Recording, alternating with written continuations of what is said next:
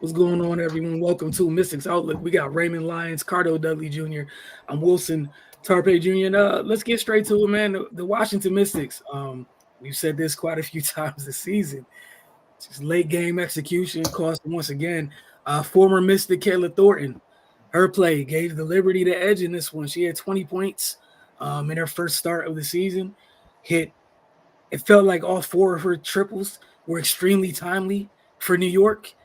And then for Washington, we watched them once again, fall down early, climb back into the game, take the lead, and then just the god awful miscues late that they just can't seem to get out their way. And against quality teams, you give quality teams an out, they're gonna take the out.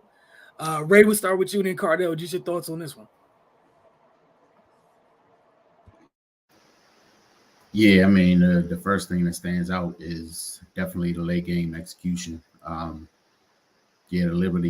Liberty closed the game on a 16-4 run. That's you can't allow that to happen, man. But that story has played itself out basically in every game for the Mystics this season. They just let go of the reins in the closing moments, and yeah, that's how you end up 0-8. And of course, it's a tall task going up against the Liberty tonight. They're one of the best teams in the W, super talented up and down the roster, but they're in the game with 4 minutes left, and everything just goes to hell from that point on. They got to get better at that, man. It doesn't do you any good to play good basketball for 36 minutes and play absolutely terrible basketball for 4. That's going to get you a loss most times, especially against a team of this caliber. But on a positive note, it's good to see Ariel start to find a way offensively. This is the second game where she's been kind of in a rhythm and just kind of working herself back to what we know she's capable of. Just hopefully that continues. But they're missing Brittany Sykes. That's a gaping hole on both ends. Her tenacity defensively and her explosiveness on offense it would cure a lot of their ills right now. They need something, man. They need a spark plug. They need something to be injected into this team to kind of get them over the hump. I know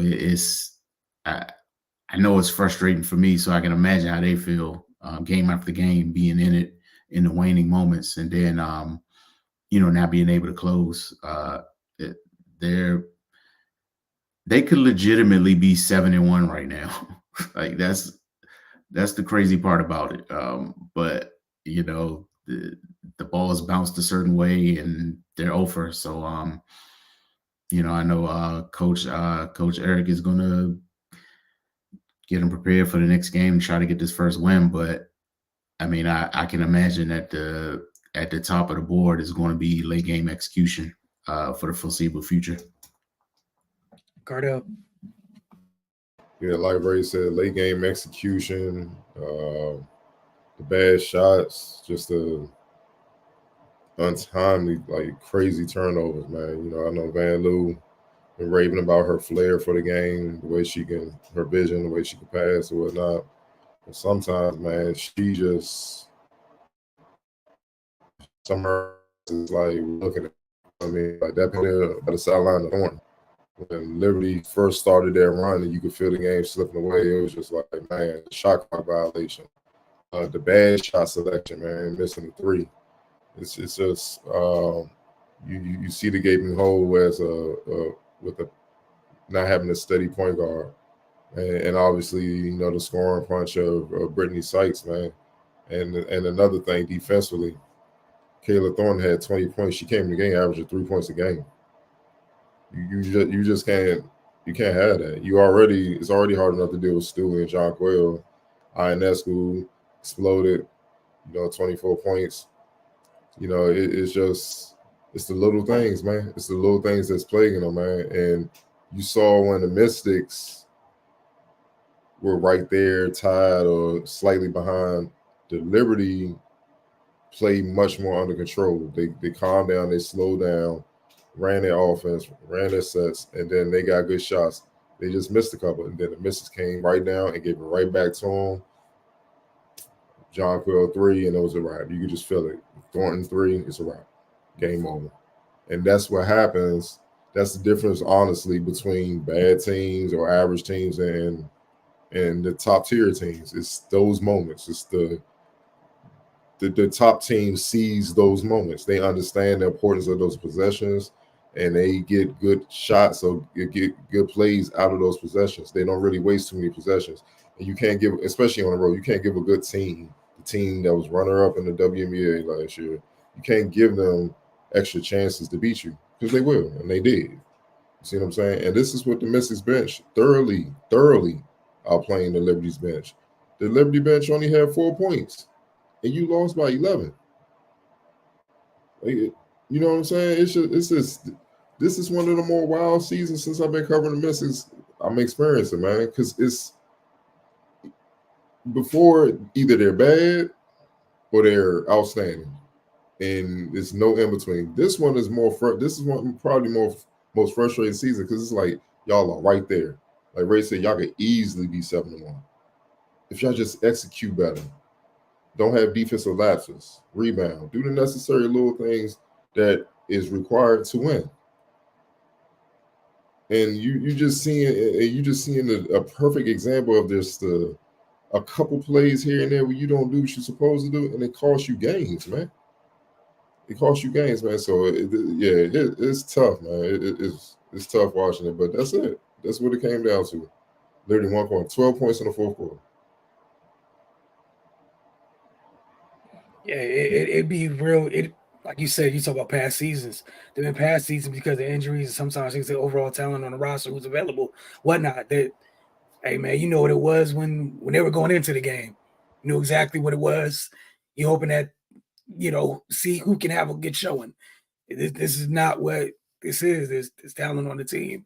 Is evidenced by a really bad team would have the best bench in the league.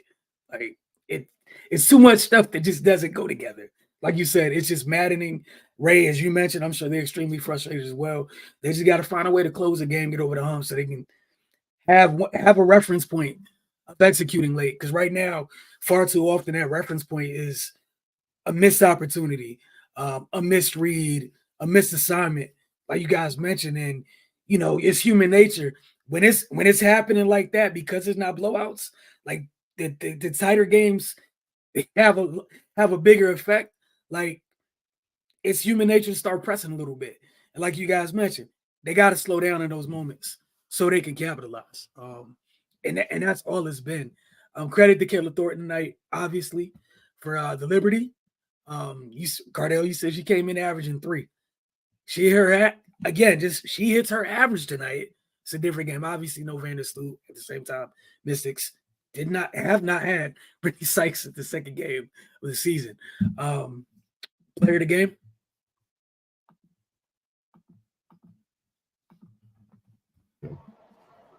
And I'm gonna go with Kayla Thornton. And that's why I expect her to have games like that, where she could shoot and the green light in the road. But when you come into a game averaging 3, you step up and you give them 20, and not just that, 5 steals, 4 assists, 3 rebounds. You fill the stat sheet and you exceed all your averages by that. And you shoot efficiently, 7 of 14 from the field, 4 of 11 from deep. I gotta take my hat off to you. She was literally the difference in the game. Right. Yeah, man, it's hard to dispute. She outscored her season average by 17 in an 11-point game. If she even just has a slightly better game than her season average, they lose.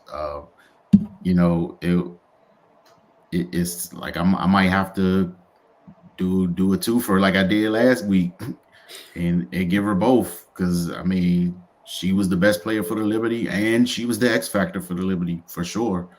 But yeah, man, she had a great game. I definitely agree with Cardell here. Hey, look, no arguments for me. Again, her name's first word in the title of this recap for a reason. Hell of a performance by her. Way to step up when your numbers go X Factor. Ray, we got your vote. You're going double for sure. Cardell. Yeah, I'm with Ray. It makes total sense. She was the X Factor and played the game. Seriously. All right, double for Kayla Thornton. No argument there. We did have a comment from Jamil. What's going on, sir? Yeah. In every game, they're just one play away. The other team seems to capitalize on that one mistake. We be down one turnover, a one shot, and the lead is never that close again. Exactly what I was saying. It's just slow down, man. Just calm down. Like they rushing, and you see them pressing more and more as these losses mount. You know what I'm saying? They really, but you should have the veterans. It's the reason why Tabal got Van Loo because of her experience. She's a rookie, but she's 31. She played a lot of overseas basketball, been an international player. Atkins, no need to explain. Y'all know what it is with Atkins. But the thing is, outside of those two, who can make plays consistently? With Sykes being out, it gets bleak, and teams know that. So, yeah, man, they really got to watch the film and see where they're coming up wrong at, because it's consistent. With what Jamil said, it's consistent. Though that's his comment. That's the reason why they're 0-8 now. That's why they're 0-8. Yeah, falling to 0-8, 0-5 on the road. Liberty moved to 6-2. Washington gets some days to regroup. Then on Tuesday, we double check because I don't want to lie to anybody. They have a road game on Tuesday, then they come back home for back-to-back games. On Tuesday, they're in Connecticut. So what fun. Lester Thomas and company traveling up to Mohegan for that. Then one day in between, they got a back-to-back. They got the Sky and Fever. Uh-oh. Oh, boy. Back-to-back at Capital One. Oh, So, it's going to be so many extra eyes on that game and whatnot, and the commentary and whatnot. So we'll see what happens. But again, hopefully that time in between now and Tuesday's game, hopefully they get to Connecticut, and Brittany Sykes is a part of the group. Yeah, they need her bad. They need her bad in the worst way, like you guys mentioned. This isn't one of the teams in the past when it's kind of super top heavy or whatnot. Sykes is kind of designed for Sykes to be the thing to make it easier for the shooters with the pressure she puts on the defense, and with that not being there, Lord, it's tough. Like it's honestly tough. We saw them get into so many plays, 9 seconds on the shot clock. You finally get into an action because opposing defense is that aggressive. Like, just those little things, man. But we will check it with y'all after Tuesday's game. And then obviously we'll see you again on Thursday and Friday. Y'all have a good weekend.